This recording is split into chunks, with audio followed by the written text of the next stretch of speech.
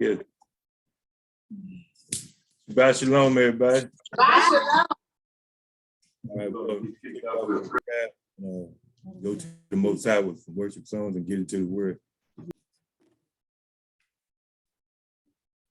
Well, yeah, we come before you right now in the most humble way possible. We come before your throne of grace boldly right now, Father Yah. We come right now in the name of your Son, Yahushua Mashiach, Father Yah. Father Yah, we thank that it's in him that we move and that we live and that we have our being. Father Yah, we just thank right now, we just come before your throne of grace, thanking you for this day that you have made, Father Yah. And we think that we should continue to rejoice and be glad in it, Father Yah. Father Yah, we just come against all forms of hindering rocks, Father Yah. We come against all forms of sickness, Father Yah, all manner of diseases, Father Yah. Father Yah, we thank you right now, we prosper and be in good health, even as our rock prosper, Father Yah. Father Yah, we just thank you right now for being with, even as our soul prosper, Father Yah. We thank you right now for being with us and watching over us as we go throughout this day, doing our daily duties, Father Yah. And we thank you right now for the rock of humility being upon us. In the name of your Son, Yahushua Mashiach, we pray. So be it. So be it. Hallelujah. Shabbat shalom again, everybody. Shabbat shalom.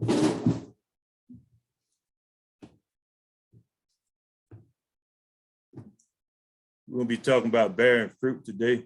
The basis of the subject is going to be coming from John chapter 15, verses 1 through 10. The whole chapter is a good chapter, but we're talking about bearing fruit. We're talking about not just being dormant. And, we're talking about bearing fruit that's, not corrupt also. So you want to make sure that you're not just, wandering around aimlessly. To make sure that you're producing something that people can see that they'll want to partake of, making sure that your fruit, which I translate to as the character of Yah, is being developed inside of you, which primarily the fruit of the Ruach. And so we just want to make sure that we're actually also abiding in him. Like I say, that way we can make sure that through him, we can actually be able to produce things and not try to produce them separate from him and put his actual stamp of approval on something that we created that we're calling fruit. So the fruit needs to be real fruit. It needs to be pure. And it needs to be a lot of it, not just, one or two things. When you see a apple tree or orange tree, first of all, we identify the character of that tree by the fruit it's supposed to have. So if it's an apple tree, we know that the tree is going to have apples on it. It's not going to have pears. It's not going to be one pear on it.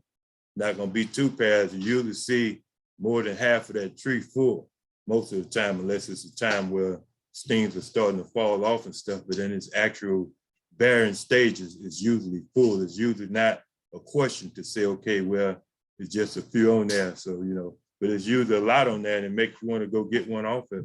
So, makes you want to pick something off of it. So if somebody don't really want to, take a piece out of you or want to be like you in some sense as you're being like Yahushua Mashiach, then something must be wrong. They should see something about you that inspires them, that has something to do with Yah.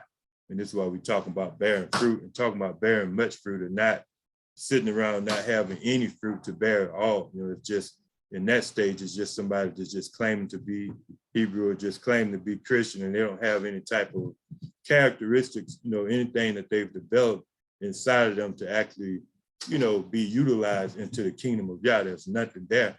And then also just the basic thing, just the actual fruit of the Ruach is not even there most of the time in people's characters. So you need to make sure that you're producing something and it needs to be produced in a manner in which people can see it because there's no tree that's hidden.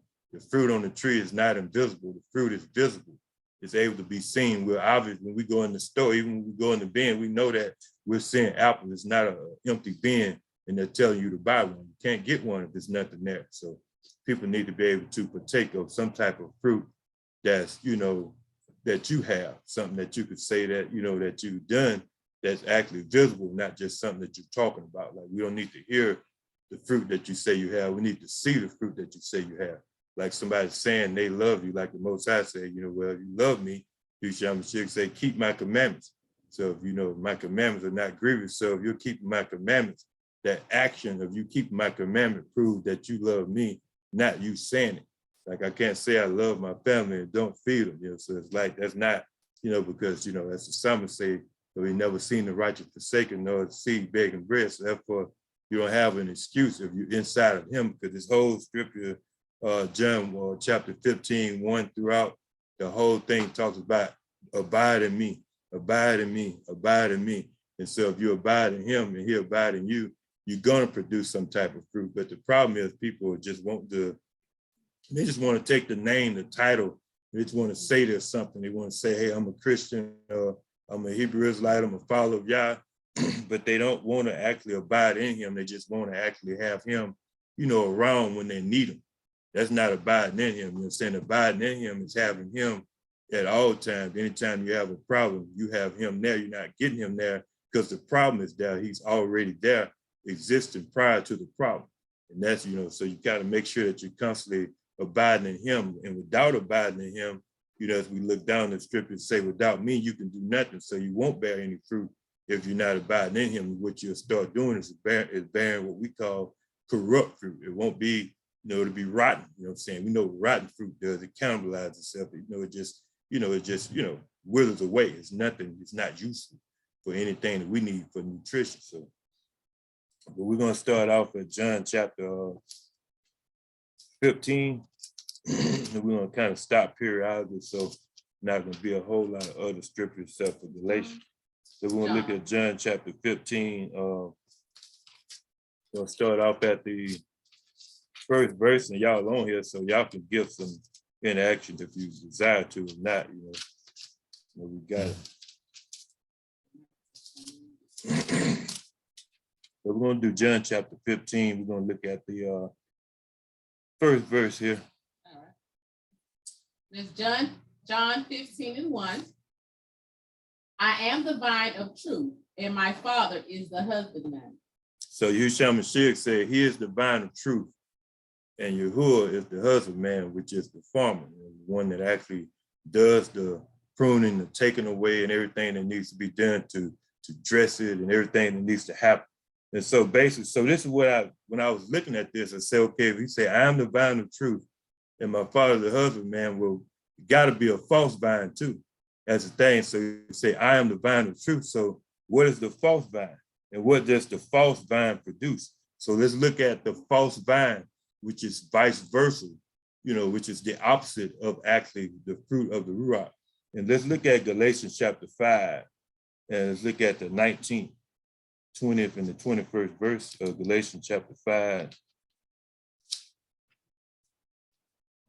So we're going to break this down. This isn't no chicken of the ear, none of that.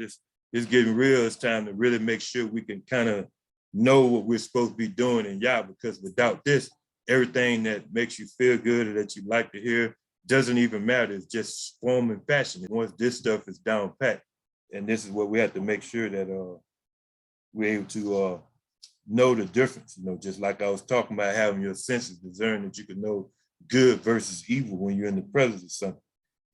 Galatians 5.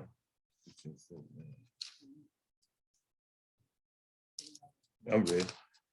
Galatians chapter 5, starting at verse 19 reads, now the works of the flesh are manifest, which are these: adultery, fornication, uncleanness, lasciviousness, idolatry, witchcraft, hatred, variance, emulations, wrath, strife, seditions, heresies, envyings, murders, drunkenness, reveling, and such like, of the which I tell you before, as I have told you in time past, that they which do such things shall not inherit the kingdom of Elohim. Now you see the revelation. This is the thing. It's not even really common sense. So this is the actual, the false vine. This is what's being produced with the false vine. And it said, you can't inherit the kingdom, but these are the things you see in people that are saying that they're a Christian or Hebrew Israelite. I've seen it in certain ones, I've seen it whether it be online or whether it be in person. But how do you say that you're abiding in him and you're part of the actual, you're a branch to the vine, basically, and you're actually operating in these things. And if you're operating in these things, you won't inherit the kingdom of Yahuwah. And so if you're operating in these things, this is what corrupt fruit produces. This is what you have from corrupt fruit. This is the opposite of the fruit of the Ruach. This is what you have. And that's what I was looking at this, saying, okay, well, there's a true vine. What does the false vine produce? And the false vine produces these things. And they're horrible. These things are horrible. It's like there's like And the thing to this is like, it's not so much as it's hard not to do these things. You're going to do these things when you don't abide in him. It's an automatic thing. It's a given. It comes with the territory. You can't fake this. You can't just, say, okay, well, I'm just going to pray and not do nothing. He said, if you don't bear any fruit, then he remove you. So that's the thing. So, in some cases, we would say you get turned over into a reprobated mind. And so that's why I want to look at. I just wanted to get to the meat of things. I want to get to, okay, what does it take to actually make it for real? Like, what is it going to take to make it into the kingdom? That's where I'm at with it now. Like, what does it take to make sure that you don't get, outside where the dogs are at, that you don't get cast into the lake of fire and brimstone? Because this is what this all boils down to.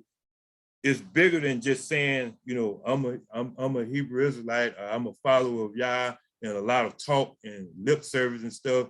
This stuff doesn't get you anywhere. The thing is, if you're not a part of the vine and you're actually not producing fruit, and you're actually connected to, if you're not connected to the true vine, then you're connected to the false vine. And the false vine produces these things. It produces adultery, fornication, and uncleanness. And the reason these things are being produced, because this is what you're connected to. This is your life source. This is where you're getting your energy from. This is why I don't deal with false stuff. I don't deal with things that's people, like I make sure I draw the line when it comes to when I'm meditating and when I'm doing something. I'm making sure that I got the Most High at the forefront of this stuff. I'm not just sitting there calling for stuff, just believing for things just to come, because things come with that stuff. All kind of rocks come, what it is that's bringing it. Because if you're not connected to the true vine, you're connected to some kind of vine. That's the thing. So, you're not going to you don't just get a chance to just free fall and say, okay, well, I ain't on nobody's side, because the enemy is not playing like that. He identifies you based on what side you're on. He knows whether or not you're on one side or the other one, because at Job's time, it said, hey, you got a hedge around him. I can't get to him. That was protection for Job. So if that was protection for Job, then how much more protection would it be for us if we're in Yahushua Mashiach? At that point, nobody hadn't died for Job's sins. Prior to, the Lamb was slain from the foundation. I'm talking about dealing with the reality of it. The time hadn't been fulfilled yet. You know what I'm saying? So based on where he was at that point in time, he was dealing with just the mere reality of just being in the presence of Yah through the obedience of Yah. And so we abide in Yah and Yah abide in us, then we don't have to worry about it. But if we don't abide in him, we go creating our own false reality. What's going on? We have people having a form of Yah, but denying the power thereof. And this is what the form of Yah produces. It produces things of the flesh, which are the works of the flesh, and it say they are manifest. And they start manifesting through individuals because of the fact that they're not hooked up to the true vine. So since they're not hooked up to the true vine, they're hooked up to this, which is the false vine. This is the fruit that it produces right here, which is corrupt fruit. You know what I'm saying? This fruit here is fruit that actually takes you to the actual core of hell. It doesn't get you into the kingdom of Yah, and this is what we have to deal with. All right, now, so I looked at this here. We switched it up a little bit so we can kind of get a little interaction. I don't really like say, have to go that way, but if y'all got something y'all want to kind of chime in and say, okay, what do you think, it is to be hooked up to the actual vine of truth? If anybody want to chime in on it and say, what is to be hooked up to the true vine? Like what is it to be? What did you think about when you say that you're connected as a branch to the true vine? Like, what did you think is supposed to be happening? Because it's not just saying, like when you just say I'm connected to the vine, it's just like almost saying to me out here, I go to church, I believe him. It's not enough just to believe in him. It's not enough just to say that you're of him. It's not enough talk. It's not going to get it. It has to be some form of production. It has to be some form of evidence there to show that you're connected to the vine. And so like I say, if anybody got anything they want to chime in on, that's why we kind of switched it up so we can get somebody's, input on what's your take on being connected to the true vine. If I got Brother Perkins on, I'm gonna have to call him out.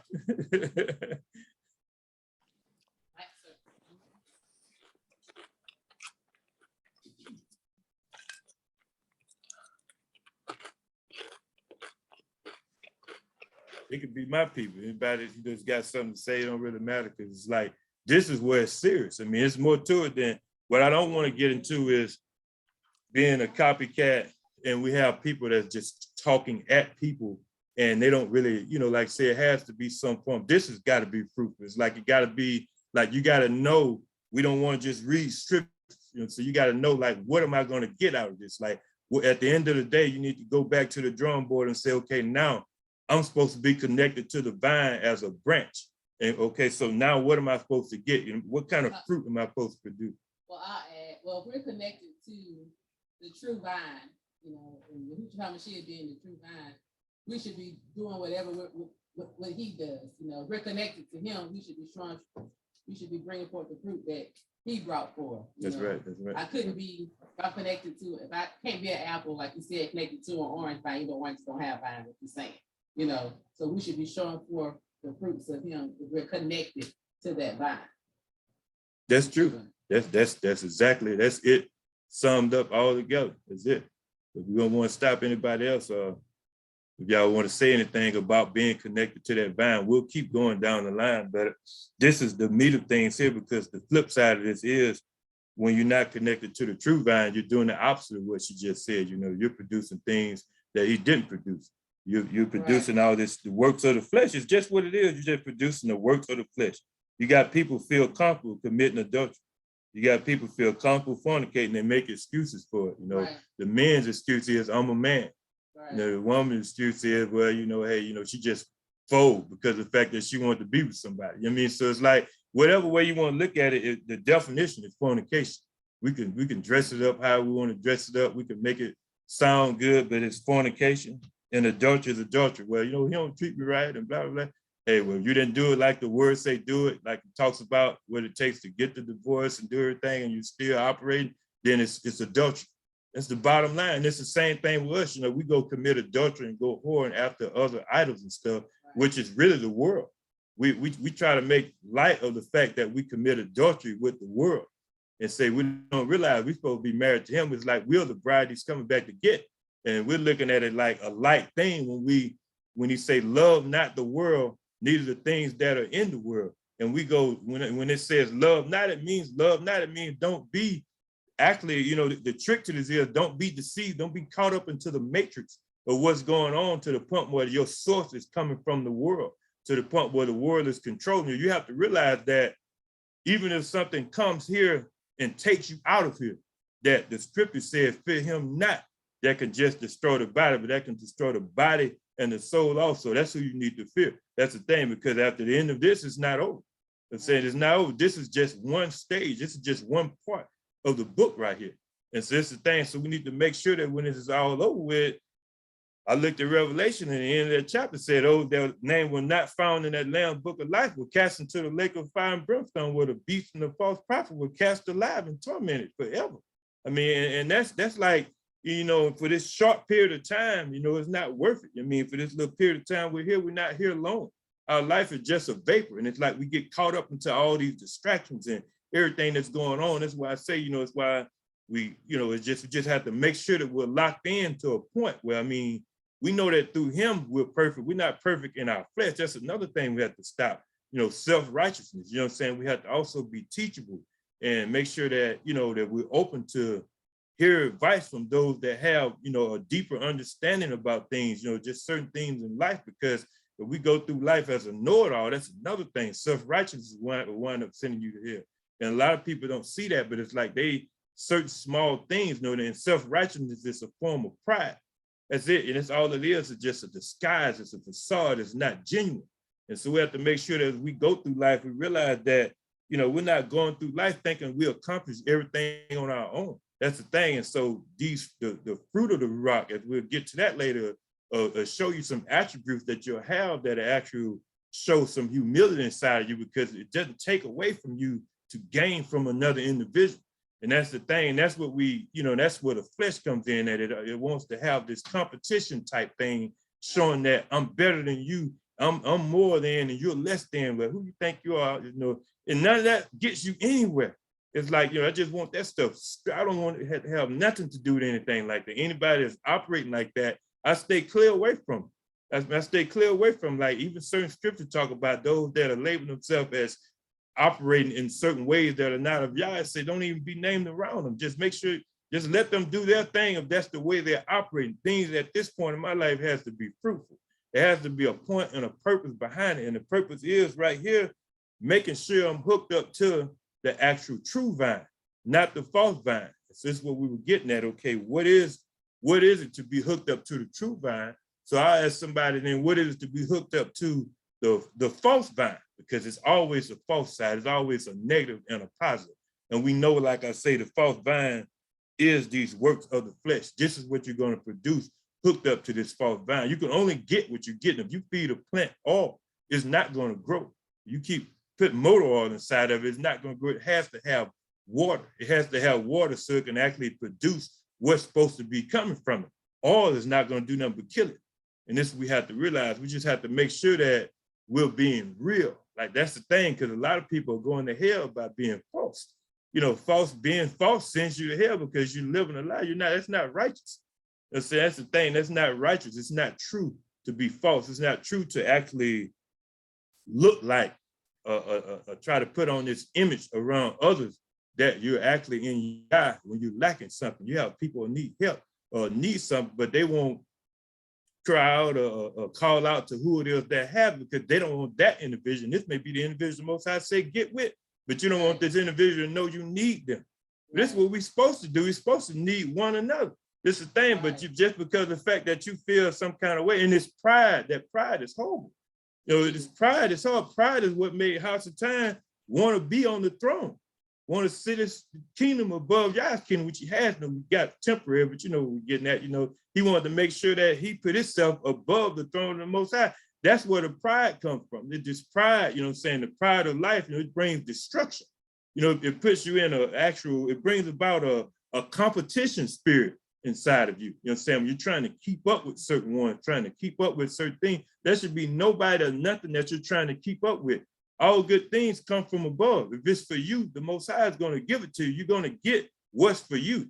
We have to take our mind off of the grace that's on other individuals also that they can perform and do. Like people have certain gifts, talents, and certain things that the Most High gave them. That's what he gave them. Don't covet somebody else's stuff. That's the thing with, and that's what pride comes in, that self-righteousness, because our mind is being clouded. And this is just talking about within the kingdom. What about the world? Going back to that, you got people that are sitting there in the kingdom trying to compete with people in the world.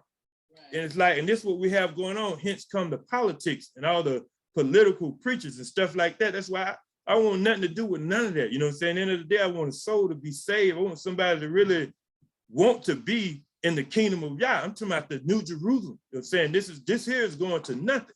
And if you take on that mindset, you'll realize that we're just a vapor. You're not here for a long period of time.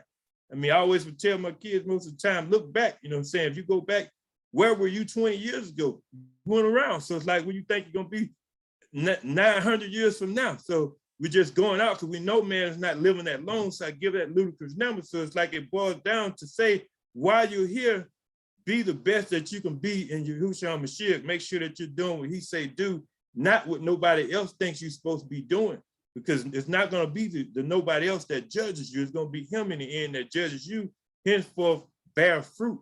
And that's what we're getting back to. You have to make sure that you're bearing fruit, and the fruit unto righteousness. That's right. And the fruit needs to be the character of Yah being developed inside of you.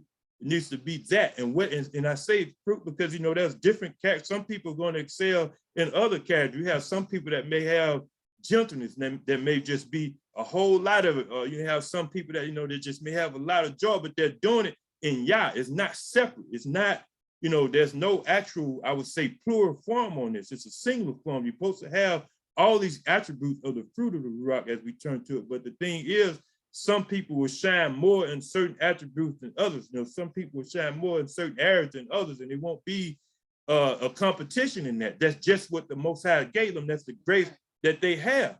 That's why I tell you want to cover something, cover the best gift. You could cover prophecy. You know what I mean? Like that, it's a gift. You know what I'm saying? Like that, you know, just cover these things. Don't cover some other talent somebody else has and you don't have. It's okay to gleam upon that if you say, okay, I want to do this, but don't let it beat you jealousy to the point where now there's some situation where you're trying to downside this individual or undercut them because they're doing something. And this is what we have to get out, that pride, self-righteousness, and that competition, ruach, it can't make it into the kingdom. The Most High frowns upon this because it's ignorance. It's an unnecessary hindrance, is what it is, right? While you sitting there worried about what somebody else doing or hating off of them, whatever, as we say, you can be developing the character of Yah within you so you can bear more fruit. And this we have to get at, trying to bear, more fruit. Let's go to the next one. I think we do verse 2 of John. Yeah. John 15, verse 2. Go back 10 to get there. So John 15, verse 2 reads, every branch in me that bears not fruit, he takes away. And every branch that bears fruit, he purges it, that it may bring forth more fruit. And this is the thing right here. So every branch that bears not fruit, he takes away. When I looked at that right there, I looked at it, just lying dormant. You know what I'm saying? It means that in some cases it's like, and it goes back to a lot of stuff we said. The first thing came into my mind was turn you over into a reprobate. You know what I'm saying? Turn you over into a reprobate, letting you do those things that seem to be right, but they're not. You know what I'm saying? That's the thing. So, and it's like once again, that's that self-righteous group. That's, you run around doing a lot of something, but nothing, pretty much. And it's not producing anything unto Yah. You're doing things unto you, and you're trying to put Yah on it, trying to stamp Yah on it. That's not, bearing fruit, creating scenarios and then wanting Yah to stamp and bless them. And it's not the fruit of him. It's something you got from the world, and it's just you carrying on.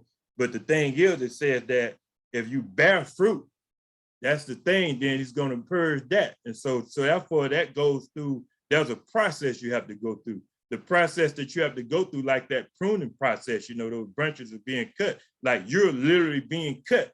Things are happening and you're going through things to process more from you, like tribulations and trials, you know what I'm saying, that allows you to bear more fruit. Your testimony allows you to bear more fruit. And it's like it delivers people when they begin to hear certain things, because people hear your testimony, it set other people free. But you're thinking, okay, why me? Who would you rather do it? Who else would you prefer?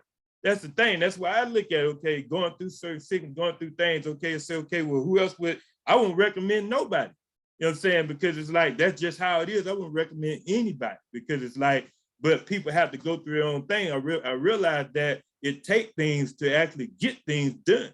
And so you're just the clay. That's it. He said, I'm the potter and you're the clay. And so we look at that scenario. So he mold and shape it into whichever way he needs to shape it. So he take it through the fire. Like as gold begins to go through the fire and it begins to be purified even the more, it doesn't fold, it doesn't crack, it doesn't break. I'm saying it just comes out better. And so this is the thing. So therefore, when you're actually bearing fruit, it's not enough just to bear fruit. He wants you to bear more fruit. And it's the same thing. He said, I am the true vine and my father the husbandman. So when you see a farmer out there pruning this thing, you look back and the next season, that thing blooming, bringing out more and more fruit than ever. So it's like, and this we have to look at. So it's like, you don't get it. It's not enough just to bear it. You have to bear more of it. He wants it to actually keep coming. He wants it to keep coming because remember, you belong to him. You're here as a messenger for him. When we get that message, when we get that thought in our mind, we realize it's not about us. We realize that it's about him. So therefore, if we're going through something, it's sometimes for the sake of another, that they can hear this testimony and say, okay, well, if they went through this and made it through, then I can go through this and make it through also. And this is just one example. And certain other things you go through and you say, okay, why is this so difficult? Why? And it start getting better later. Well, it's because he wants you to actually do more. He wanted to get more from out of you. You need to get the most out of you. This is the thing. He said, you didn't choose him, he chose you. This is the thing, like you were drawn, the scripture say no man comes to the Most High unless they're drawn to him. So you don't just get a chance. You don't just say what you're going to do. This is how, it doesn't work that way.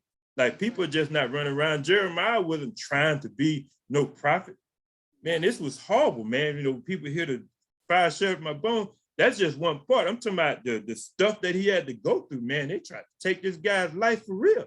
They was trying to take him out. This wasn't nothing he was trying to aim to do. You know what I'm saying? It's like when the Most High really call you to do something, you don't have people running, to try to do some of this stuff most of the time. Most of the time, if you go back to a date and a point in their life, it was something going on the opposite of what's happening. Something drew them in.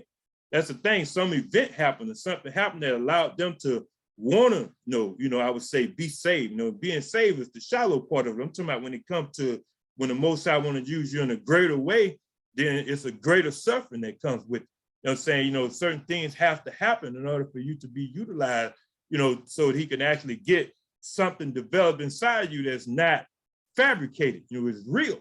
It's not something that you conjured up or you saw somebody else doing. The ingredients is inside of you, and he developed them in you through sometimes through pain and through suffering.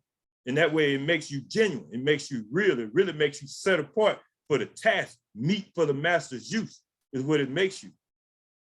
So, well, I'm gonna get a lot of y'all to talk, but if y'all want to talk, y'all can on this next one as I keep going. Let's go to 3. Yeah. Book 9, 15 and 3. Now ye are clean through the word which I have spoken unto you. Abide in me, and I in you, as a branch cannot bear fruit of itself, except it abide in the vine. No more can ye, except ye abide in me. Okay, and so basically, so it said you have to abide in me. And so we talk about, we're not going to turn to Ephesians, but Ephesians 5, I think around about the 26th verse, it talk about, the husband love your wife as you should love the church. So it talks about, that he may sanctify it and cleanse it through the washing of the word, you know what I'm saying? And so as it goes further on down, so the word, sanctifies and cleanses you. And this is the thing, it's his word that sanctifies and cleanses you. You know what I mean? Through the washing of the word, meaning that you allow this word to actually program your mind. You know what I'm saying? To program your mind to get in there and saturate your mind and begin to wash the foolishness out with what and keep what he got in it. It'll begin to wipe away all the nonsense. It's like a whiteout. It takes away all the stupid stuff. Now you still get thoughts from that you shouldn't be entertaining, that you got to cast down. But the point is the word washes. It begins to wash you, and it begins to, get your mind on the things that are of Yahushua HaMashiach and not on the things that are of this world. And if you go back into a date and time when a lot of us read the Bible, a lot of times, like we just read it, and all we want to do is read the word. Well, at those times, if you measure your life up mentally, from now to then, if you're not doing that, if you are, then you can't. But if you slacked off at all, like I have to a degree, saying and wasn't reading it like that, you at a different state of being. You at a different peaceful state. You at a different walk. Your walk was different. It was something different about you. It was almost like you were living in a fairy tale almost. And it's not a fairy tale, but you were just so engulfed inside of him to the point where nothing else mattered like that. And it's like you was at this stage where you was the best way I can explain this, your awareness level was heightened. It was like, on steroids, your sense of being aware of things that are of Yah versus things that are not of Yah. You wasn't so quick to entertain anything that was questionable about Yah. It ain't that it had to be seen. It's like if it was something that was going on, you were just not trying to do it. You know what I'm saying? And not only that, if you go back and look at it a little bit further and put yourself in that place where you were at then, family members and certain ones that were around you had you on alert. I mean, like when they was doing something, they'll stop when they seen you coming around. When they saw you coming around, they'd be like, oh, here come Rev or whatever, anything. They just made, little jokes come in. They would say, oh, they was doing smoking weed or something. They'd go around the house or whatever. They'd be trying to duck or they'd be blowing smoke one way, talking to, hey, man, what's going on? And everybody got together in a group. It's almost like they were talking about you when you walked up, and they didn't really mean no harm. They're just saying, there you go, like that. You know what I mean? They just don't want to be convicted. That's it, because they want to do the right thing. But I'm just saying that particular presence of you, you know what I'm saying, was actually a part of you reading this word, because it put you at a state of being. It put you in an actual way to go. It was a certain thing about you, a certain way that you walk that brought this certain vibe. You know what I'm saying, that you had, and people realized it when it came around because you were with a no-nonsense type persona that you bought. You know what I mean? Like that. And that's the thing. And they was like, and you wasn't doing nothing wrong to them. You just didn't agree with what they were doing. And because you didn't agree with what they were doing, it means that you were hooked up to the actual vine. Is it? And not that you're not hooked up now, but I'm just saying there's a certain level of awareness that comes when you're engulfed into this word. Now, when you engulfed into this word, it brings about a certain mental state of being. You know what I'm saying? And it puts you in a position where it's like, you're not untouchable, but you are, because you say, hey, look, I got somebody with me that's going to protect me at all times. And I feel confident in him. That's the thing. That's how you felt when you were at that place. That's why I'm going back to the washing of the word. And that's what happened. It washed away that old man. It actually began to allow the new man, Yahushua Mashiach, to be a part of you, and you abided in him, and he abided in you, and you walk with him closely. That was a closer walk, is what I'm looking for at the time, as you date back to when you first got into this, reading this thing. It's like, I used to read it until I would just go to sleep with it under my head. I would fall asleep slobbing on it. Just out cold, because that's all I did was I was trying to figure out what's going on with this. And why did I know about this earlier? Because I would go to church here and there, but I wasn't into the word. I wasn't having nobody tell me anything about righteous living, anything like that. It was just about the actual formality of things. I would hear the choir play, and I would see people shouting, and hear the preacher preaching. People get excited, but those people were people that I was hanging out with their children, and they wasn't set apart like that. They were just going to church on Sunday, and it went from mama to, really at my time, it already skipped to only the grandmama was going to church. At my time, like that, majority of the mamas wasn't going like that where I was at, like that, so it's like, most of the people that went were going with their grandparents or being raised by, versus because they've been kicked out the house or something, because of how horrible their lifestyle was. So, but just going back to that, to the washing of the word and being cleansed through the word. Let's go to Psalms 37. Got a few scriptures, but we're going to kind of be sticking with this here. Psalm 37, 23 through 25.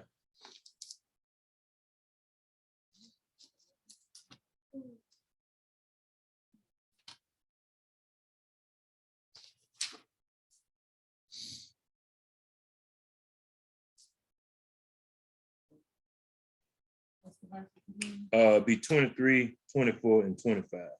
That's Tehillim, Psalms 37, verses 23 through 25. Yeah. Right. The steps of a good man are ordered by Yahuwah, and he delights in his way. Though he fall, he shall not be utterly cast down, for Yahuwah upholds him with his hand. I have been young and now am old, yet have I not seen the righteous forsaken, nor his seed begging bread. This is one scripture that I was dwelling on when I was sick. I looked at it, and primarily the last part, when it gets, really the last two parts, when it talk about though he fall, he should not early be cast down. But the key scripture was when he looked at, when the psalmist say, I have been young and now I'm old, never have I seen the righteous forsaken, nor a seed begging bread.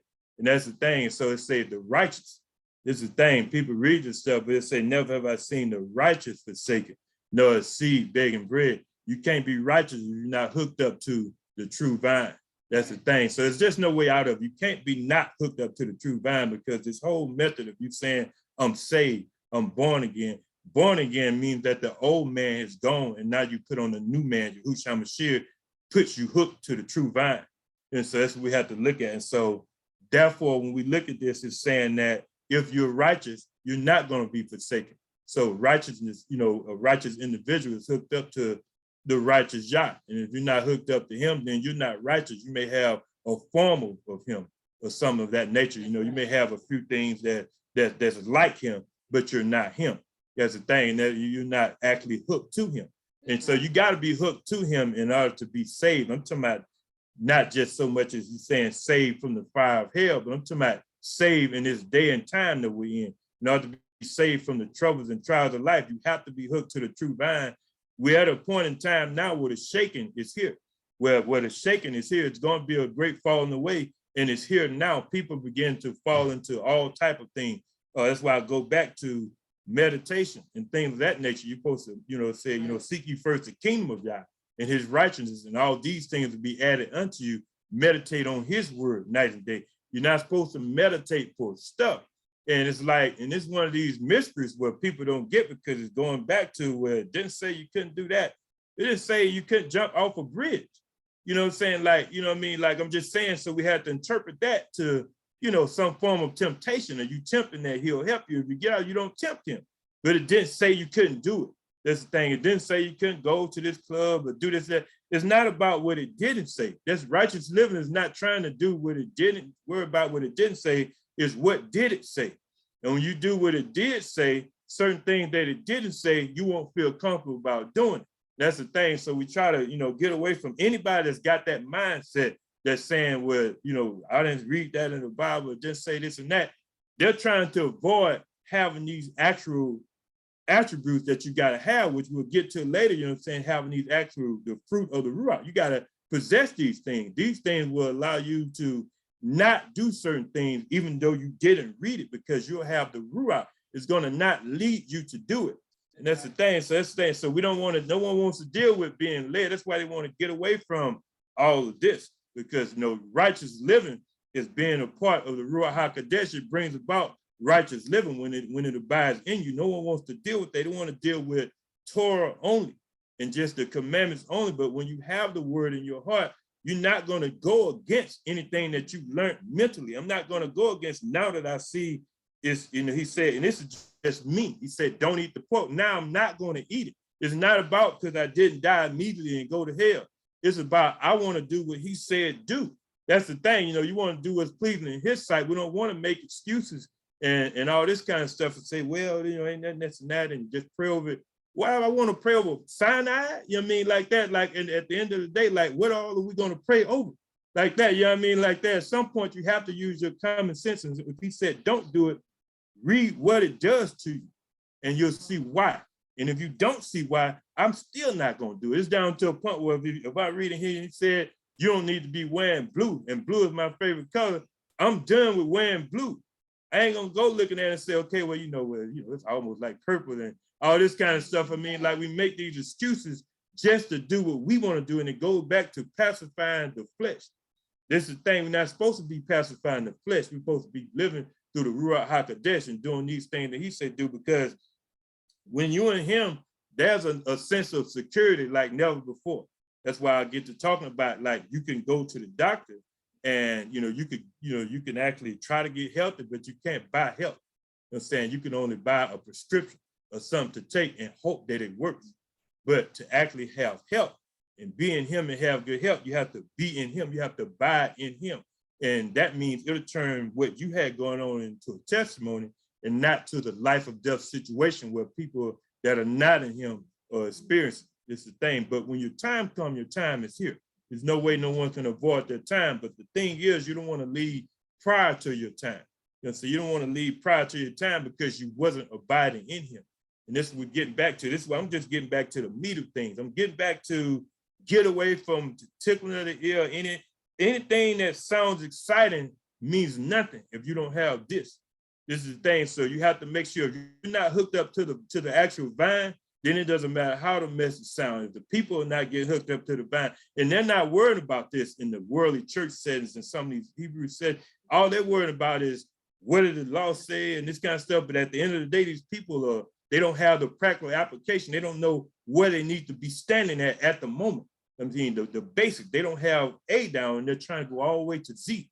Like, what I'm saying? You have to actually pass the first grade before you try to go to 12th grade. And this is the first grade. This is what you have to make sure that you're hooked up to the true vine. Because if you're not, you're just running around. It's like that hamster wheel. You're just going in circles and nothing is being accomplished. You have to make sure that when you hooked up to that vine, that you're producing fruit or he will remove you. And so this is the thing. So you have to make sure that something is going on in your life that people are seeing that's different. And the difference is when you plant the tree, nothing is there. But when it grows, it starts producing and you start seeing the branches, you start seeing it bud, and then the fruit comes. And at that point, somebody wants one of them. They want to get a piece of it. Somebody should want to be inspired by something that you're doing or something that you have going on concerning Yah to make them feel like, okay, I need to do better. I need to get closer. There should be something about you that makes them feel like, that they want to be closer to Yah. You know what I'm saying? They should see something. It shouldn't just be your flesh that they're identifying with all the time. It shouldn't just be just the person you. It needs to be more to it. It needs to be more to it that can't be explained with the mouth. It needs to be something that they say, wow. It needs to be some type of wow X factor about you that's in Yah. You know, we're not talking about creating anything. I'm just saying, just simply you being humble, simply you being meek, you having a certain level of joy, simply you having a certain soundness in him and being unmovable. And they notice that just by being around you. And they say, okay, there's something about this person that they have a confidence in Yah. That's fruit. I mean, they say, okay, they have a confidence in Yah that's not movable. I mean, say all this stuff is happening, they're still trusting and abiding in Yah because they know that, you know, there's something different about you. You're not handling business the way they handle business. And so you're not running around freaking out like a chicken with your head cut off. And that's the thing. This is what happens in the flesh because there's no confidence in the flesh. We don't put confidence in the flesh. Okay. Did you do 5? I did not. Go ahead. John 15:5. I am the vine, ye are the Nazarene, which is branches. He that abides in me and I in him, the same brings forth much fruit. For without me, ye can do nothing. Okay. And we ain't going to do a lot of turnaround. This may be the last outside scripture. Let's go to Acts 17:28.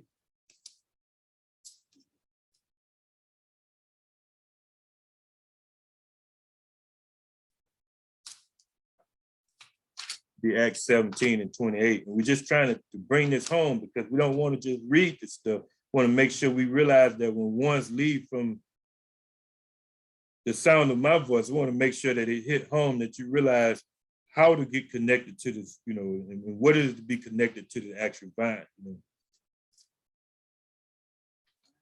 Let's see.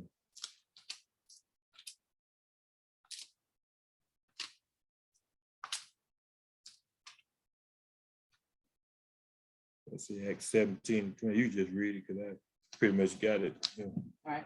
Acts 17:28 reads, for in him we live and move and have our being, as certain also of your own poets have said, for we are also his offspring.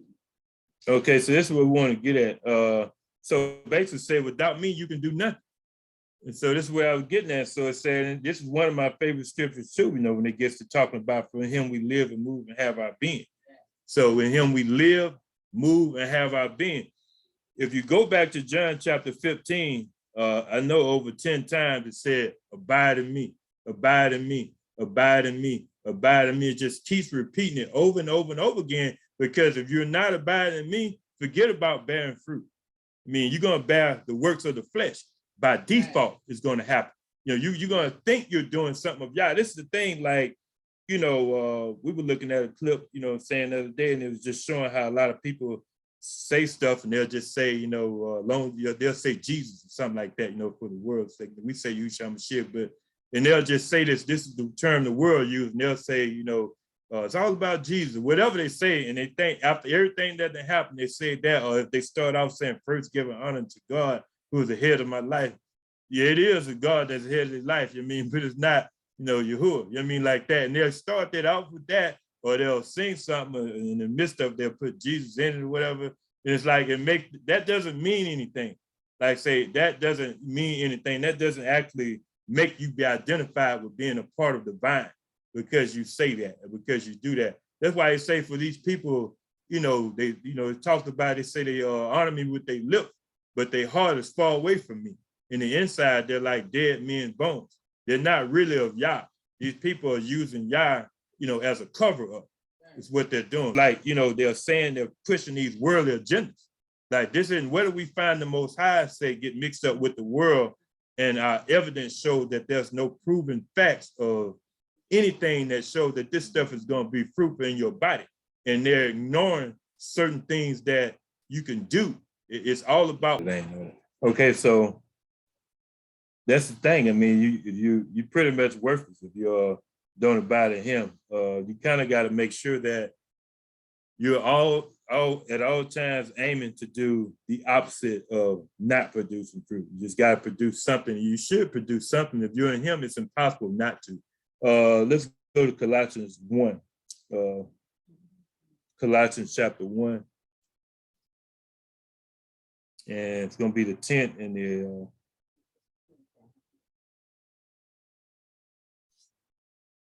10th and 11th verse, Colossians 1.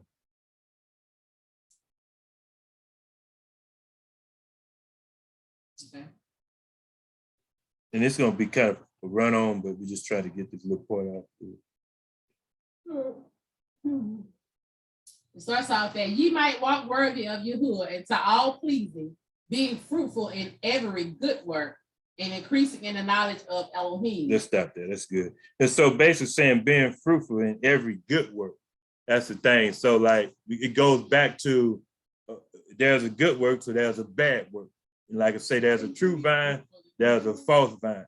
Fruitful, unfruitful. I mean, you produce fruit and you can produce something that seems like fruit and it's not, which is going to be the works of the flesh. It's going to be a form of Yah.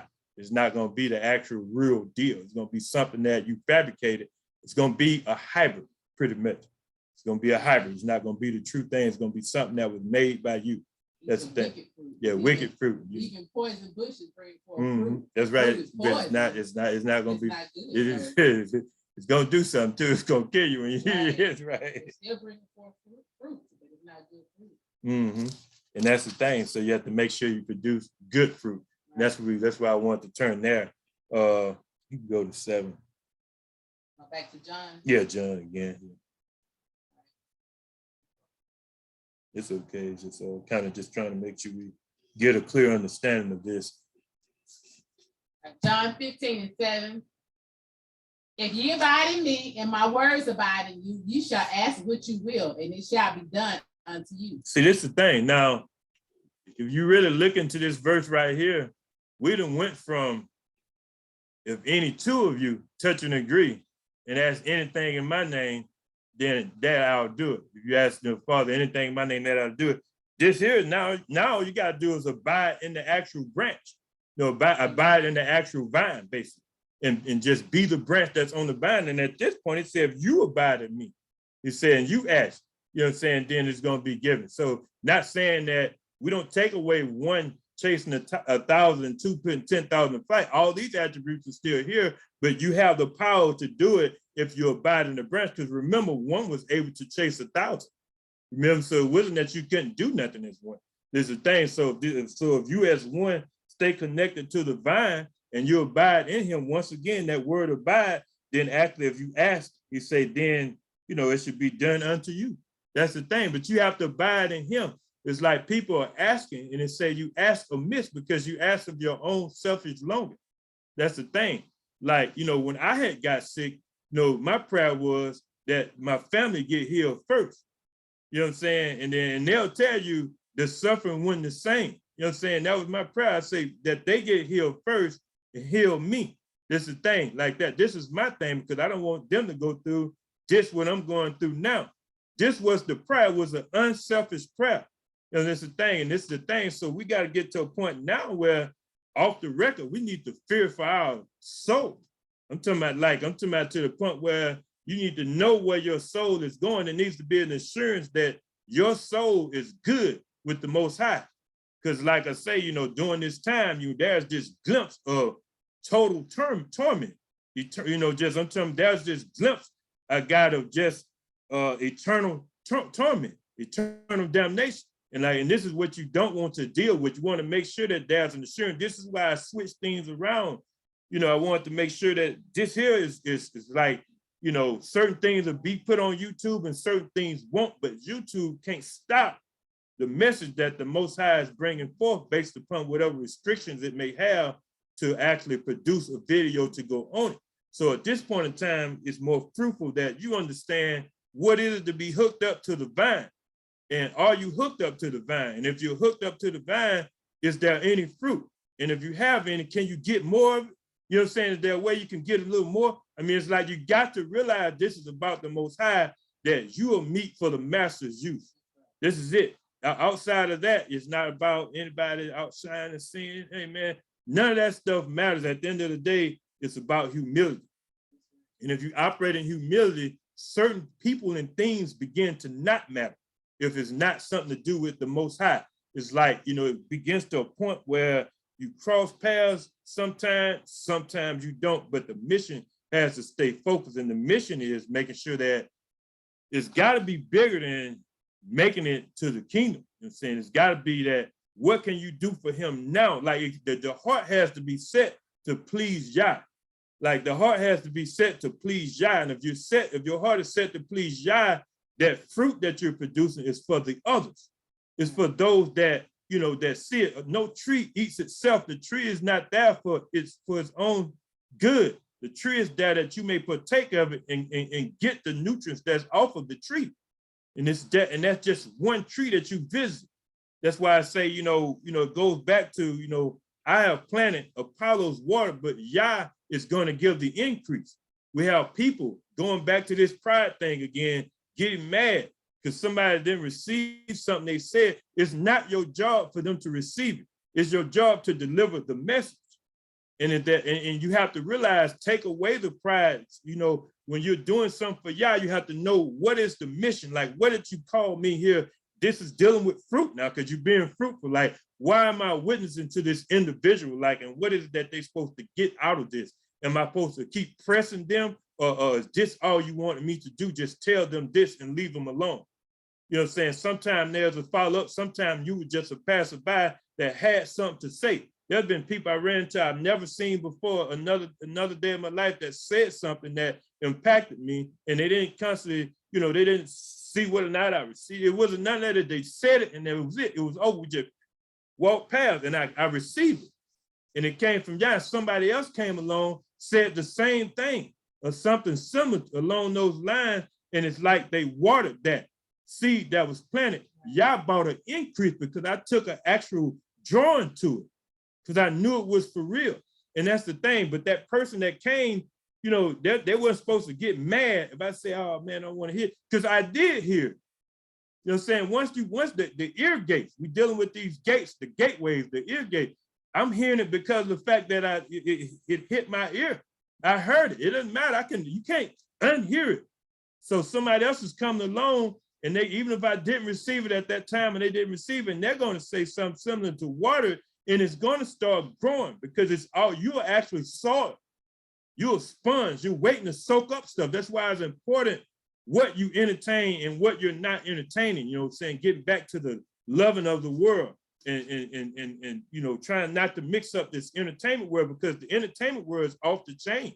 We ain't got to get into a lot of it. Y'all done seen it all, the metaverse and all this stuff that's out here, this alternate reality that people are already even in. For video games, they already own it already. So it's like, the entertainment world is waiting to take you off track. I'm talking about simple YouTube and Google. I'm talking about just anything that you can go to and say, if you're not sound in the things of Yah, you'll turn to something different. And you can't turn to nothing different. This is a time where it's going to be a great falling away, because the times are beginning to get, just wicked, basically, even more, just like it was in the days of Noah. It's at that point where people are being married, given into marriage and just doing their thing, and they're not going to know when the time comes. When the time comes, it's just going to sweep them away. But when he comes, how will he find you? That's the thing. Will he find you doing what he said do? Will he find you doing something along the lines of entertainment, or something that you're trying to do that's not fruitful in him? Don't get crossed up. And for people that have careers and things of that nature, that have to do certain things that's not of Yah, you have to pray about something that's different that you can do. And if it's something that you're doing that's just job only, leave it at the job, and make sure that when you are there, you're being fruitful, while you are there. But don't let that overtake you to a point where now when he comes back, all he find you doing is working for the man. You know what I'm saying? And you're not being fruitful while you're there. You have to make sure that you're set up to actually be fruitful. Right. Sticking to your guns, Travis. Oh yeah, I'm trying. You trying? What, you want to pull out that tree? Huh? You want to trim the tree? What somebody you trying? Well, you said what? You said you trying. You said to trim the tree? Oh, no.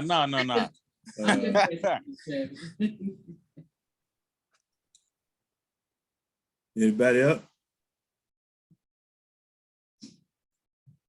Go to the next. Thank you on 8. All right.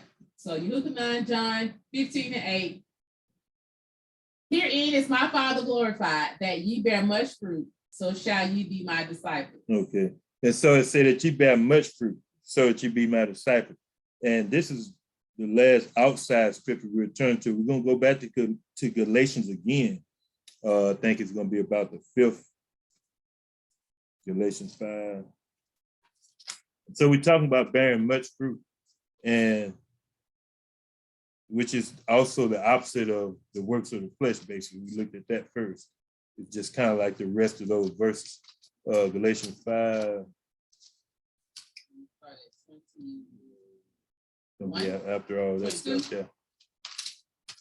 Yeah. Okay, yeah, so now it already talked about the works of the flesh. So we're talking about bearing much fruit. And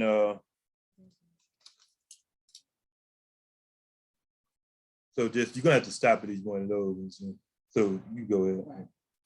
But the fruit of the Ruach is love. Okay, joy. so no. Oh, that's each one. I know it's a lot of, but so basically, so we talking about bearing much fruit.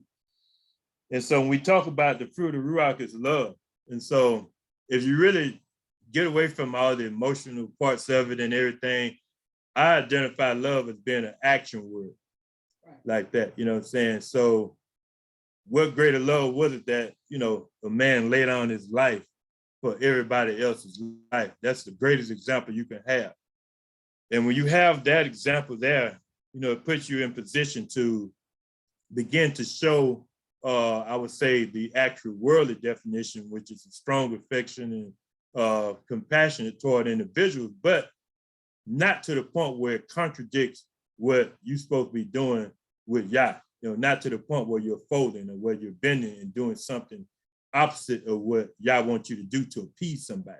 That's not love. That's a weakness. That's a sense of disobedience. But the love is supposed to be in a sense where you're actually, you know, showing that particular, you know, compassion towards individuals, but to the point to draw them into the things of Yah. Not, love is not agreeing with somebody's sin and not pacifying, like, you don't love me. No, I don't love you. I disagree with what you're doing and you have a problem with it. That's where we have to get mixed up. Like, we can't use the Christianity form of love.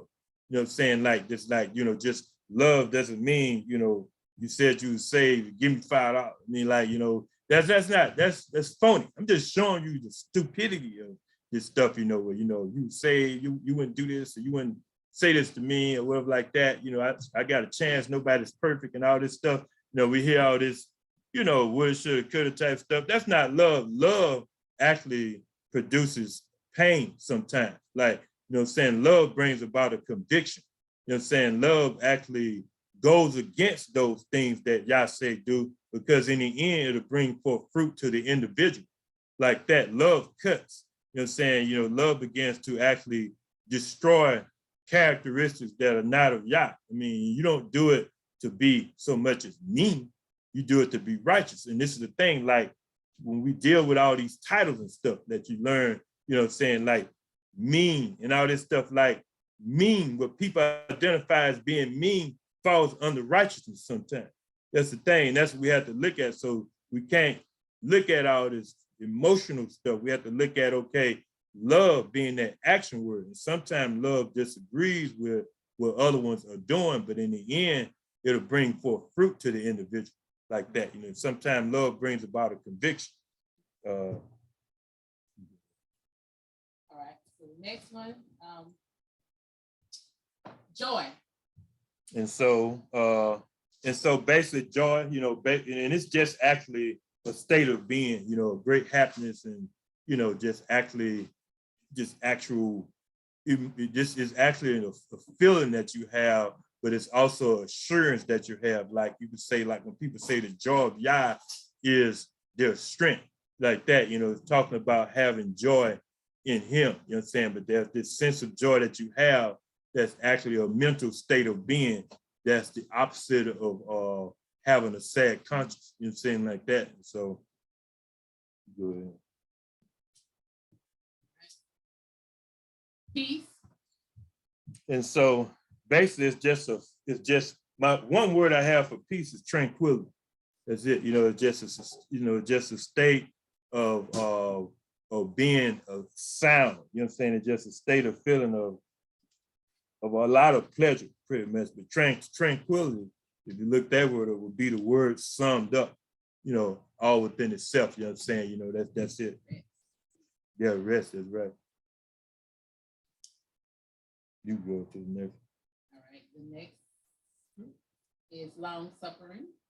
And so long suffering is basically showing or having patience in something that you're enduring, you know what I'm saying? And especially if it's at the hand of somebody else or something like that, you know, that's being done to you. You can be long suffering toward things like the Most High is long suffering toward us, Oh, yes. our sinful lives, you know what I'm saying? It's like, you know, daily we have to repent, you know what I'm saying, and realize that it's not enough to just say, okay, you know, you said this sinner's prayer and got baptized and you just carry on. You have to walk the walk. You know what I'm saying? You have to, like the apostle say, you know, I die daily. You have to make sure that on a daily day, you're constantly picking up your stake and you're walking with him. You're being, it's an over and over and over process. You're redoing it every day. And so this we have to look at. So long suffering, you know, also, like I say, it's just a sense of tolerance, you know, being able to deal with something for an extended period of time, more than normal, pretty much. Go ahead. All right. After long suffering is gentleness. And so basically, gentleness is just tender, mild mannered, you know, the state of being, in a state of being submissive. I'm saying, in the sense, I'm saying it's being submissive, you know, because it, you know, it's humbling. You know, I'm saying it's humbling, but it's the actual definition of it in the sense of what we should be doing, being submissive. You know, what I'm saying mild mannered. You know, what I'm saying, you know, what I'm saying just not being, you know, not actually being rowdy, and, you know what I mean, stuff of that nature.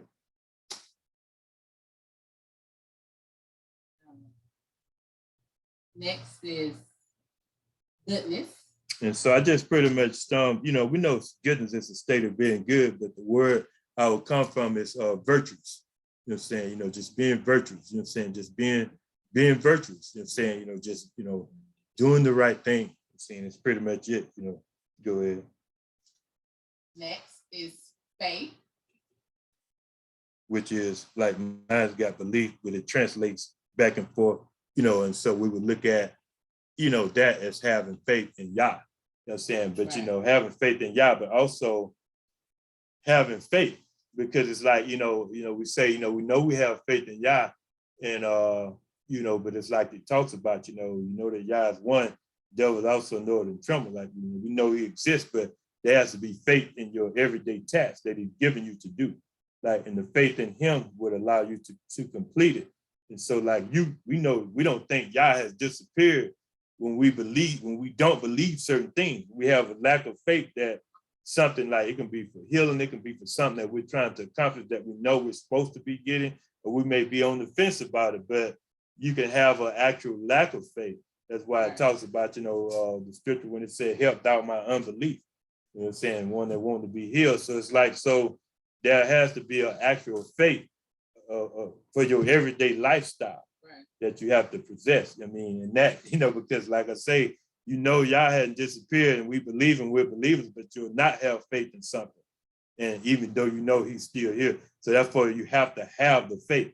You have to have faith. That's why there's an actual gift of faith like that. You know, I operate in that faith gift a lot. You know what I mean? So it's like, and there's an actual gift of faith to when you have that gift of faith, it's almost like you have the ear of Yah.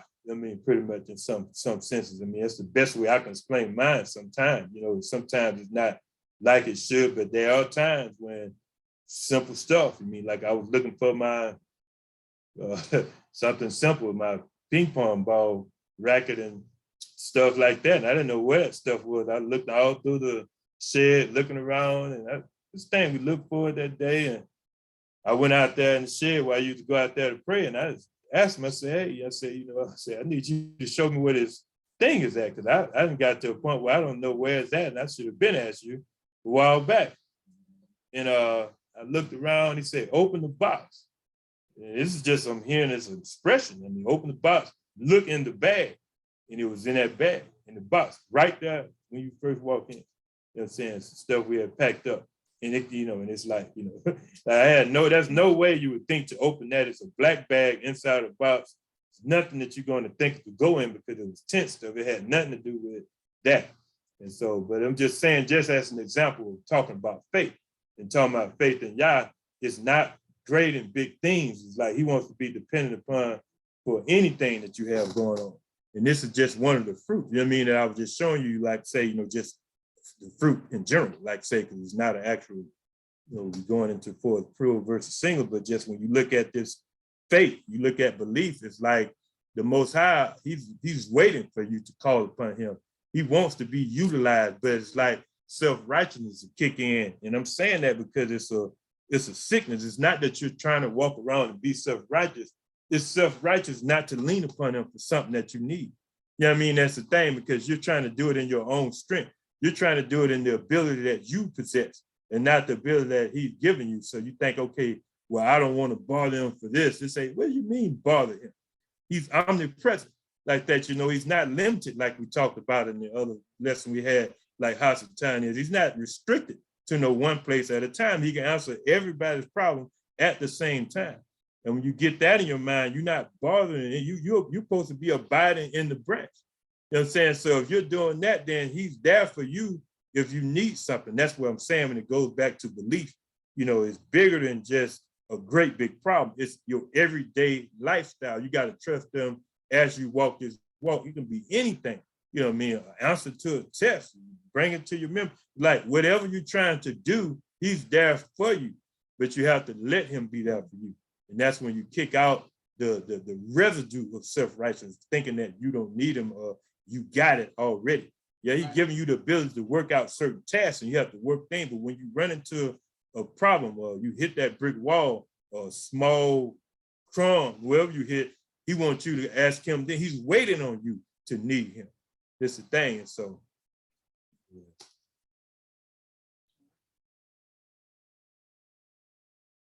Meekness. And so we know what meekness is pretty much, it's a state of being meek, being mild, don't mix meekness up with weakness.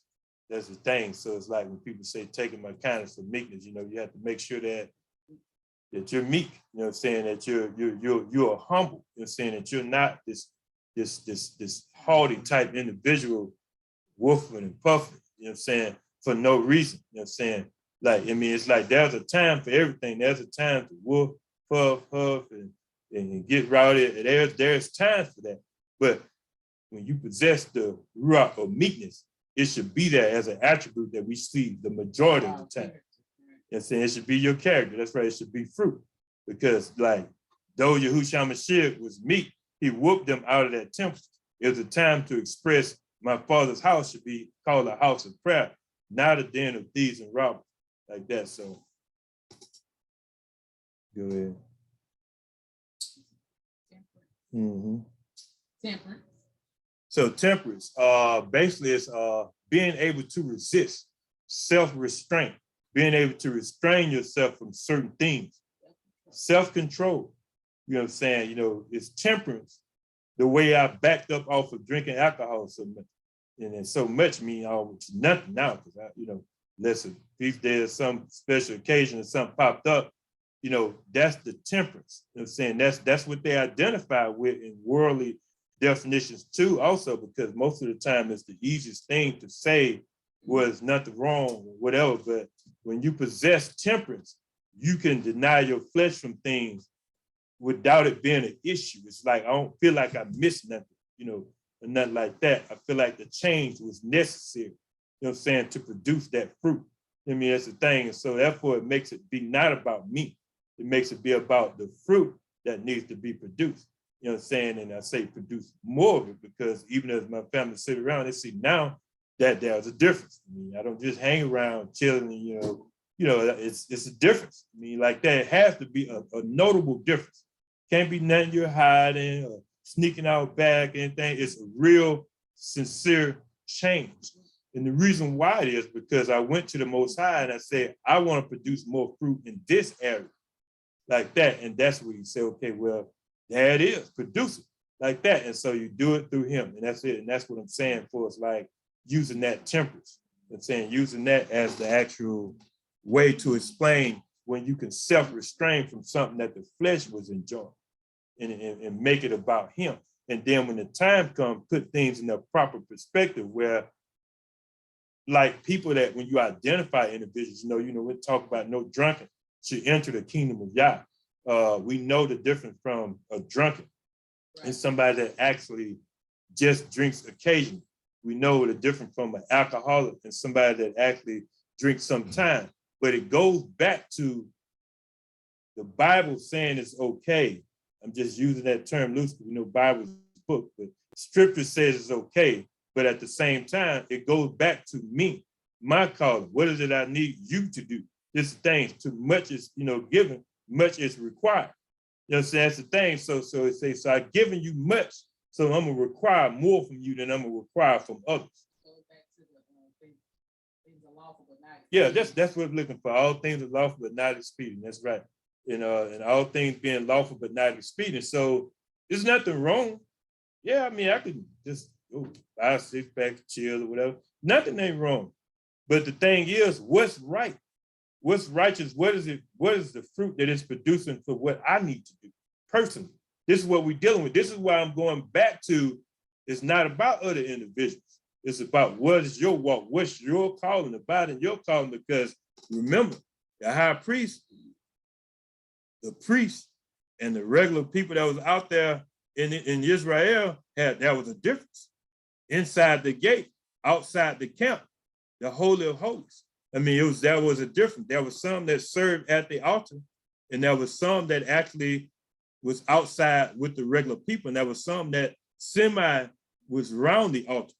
That's the thing. So if you're going to serve at the altar, then there's more requirement. There's more that he required from you. There's more that he required for you to let go. There's more he required for you to give up, for the flesh to give up, that you may abide in the branch and be fruitful. Because remember, it's not, every branch is not the same. There are more apples on certain branches, or more pears on certain branches than there are others. Certain branches you may look at, and there's hardly nothing on that one branch. Just look at it. All branches ain't loaded like that. And so, and it gets to a point where the more he pruned it, the more they begin to come. But if you look at the normal process, it's going to be more on one side than another one, and it's going to be certain ones that fall off. And this is just how it happens. So it goes back to, if you're abiding in the actual branch, if you're abiding in the actual vine, then what is it that is going to take for you to produce more fruit personally, not looking at somebody else? See, looking at somebody else goes back to what I was saying, is not a problem, because this person can carry on and do what they want to do, and there's no issue because they don't have the calling you have. That's the thing. So with the calling you have, it requires more of your attention to the Most High. And it means that if you, like the scriptures say, if you love me, keep my commandments. Well, this is a commandment here within itself, that you bear more fruit. You bear more fruit. This is the thing. When I say that, because it's like, we can't boil down to only looking at the 1 through 10 commandments and trying to live that in Torah and forget about what he's requiring of us. That's the thing. So it's like, you'll be looking at that, not doing none of that, and then not being fruitful, because that's about you. What is that you're going to do about others? This fruit that we talking about bearing is about others. It's about those that when you see that tree, you desire a piece of it. You know what I'm saying? You desire to be a part of this individual's life because you see something that you like about them. And it's not, at this point, a tangible situation. It's something you see in the ruach. It's something that's drawn, something that you see there's a genuineness about this person. This is where it comes up to when you lay down your life to let the Most High guide you, and you're not trying to go down the pathway that you thought. The word says a way that seemed right unto man, and the end of it is destruction, because it seems to be the right way. Everybody is doing it. It's the norm, the status quo.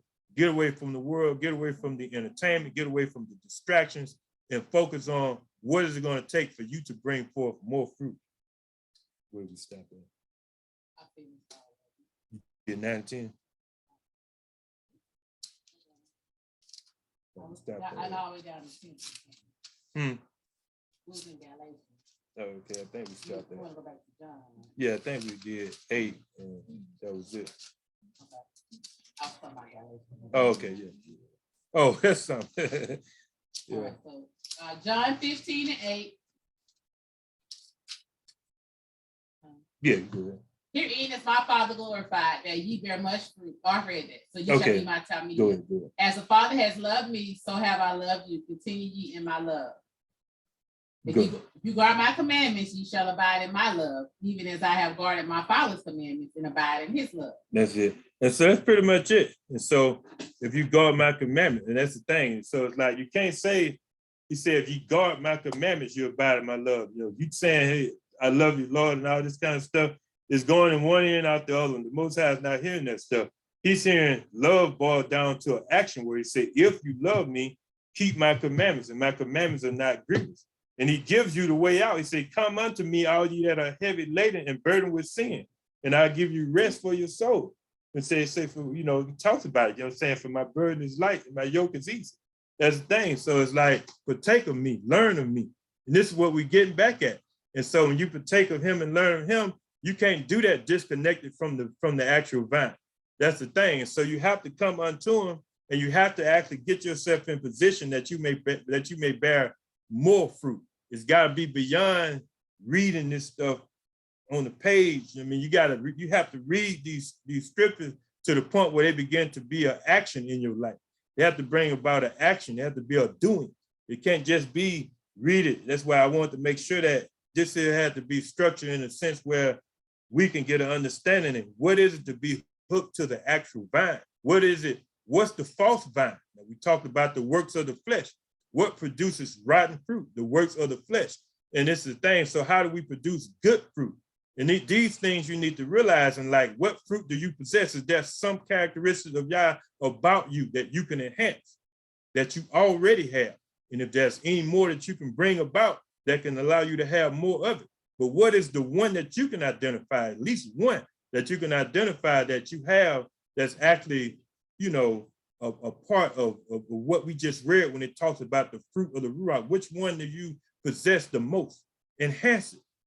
Beat upon it like somebody beat upon their craft, and begin to just make it to the point where it flourishes even the more, where it can be utilized even the more. This is the thing. So it's like he got to get the most out of you like that. You know what I'm saying? He got to make sure he get all out of you that he put inside of you. That's why I say too much is given, much is required. So he's giving you a lot. So he needs to get a lot out of you, and that lot needs to go to the people. This whole thing called life is about people. It's about souls. It's not about just you as the individual. You need to get yourself prepared that you may be able to be a service, that you may be able to be a servant unto the Most High. Not that people are serving you. You need to be trying to serve the people. And this is what we got to get at, you know what I'm saying? And you serve them through making sure that they're actually flourishing in the things of Yah. With that, I say hallelujah. I'm going to end this with a prayer and we can discuss.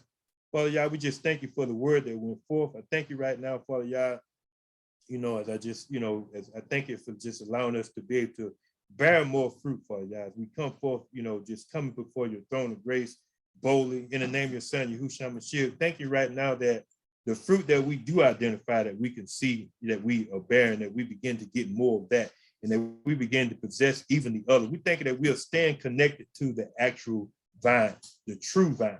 And we just thank you right now that you begin to prune us even more, that you may get more out of us. We think that we are ready to be meat for the master's use.